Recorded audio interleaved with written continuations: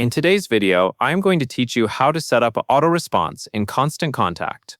To begin, log into your Constant Contact account. Once you are signed in, you will be taken to your main dashboard.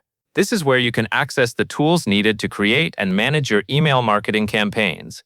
Make sure you are in the correct account before moving forward, especially if you manage more than one. Next, go to the Campaigns tab. This section is where Constant Contact keeps your email campaigns, automations, and related marketing activity. When you open Campaigns, look for the Create button, click Create, and then select Automation. This will start the process of building an automated email response. After that, choose the option labeled Build My Own. This gives you more control over how the automation is set up. It is useful when you want a simple auto response that is triggered by a specific contact action, such as joining a list. From there, choose Trigger, and then click Create My Path. This is where you define what causes the email to be sent. The trigger is an important part of the automation because it tells Constant Contact when a contact should enter this workflow. Now, select the specific list that you want to use for the auto response.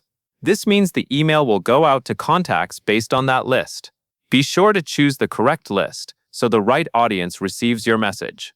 This is especially important if you use multiple lists for different types of subscribers or customers. Once the list is selected, move on to designing your email content. Create a message that is clear, relevant, and useful for the people receiving it. For an auto response, it is usually best to keep the email simple and direct.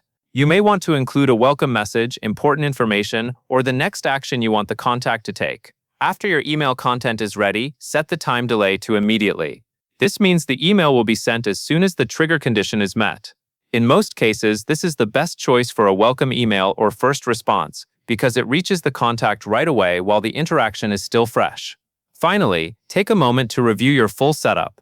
Double-check the trigger, the selected list, the email content, and the time delay. If everything looks correct, click Activate to turn the automation on. That covers everything you need to know.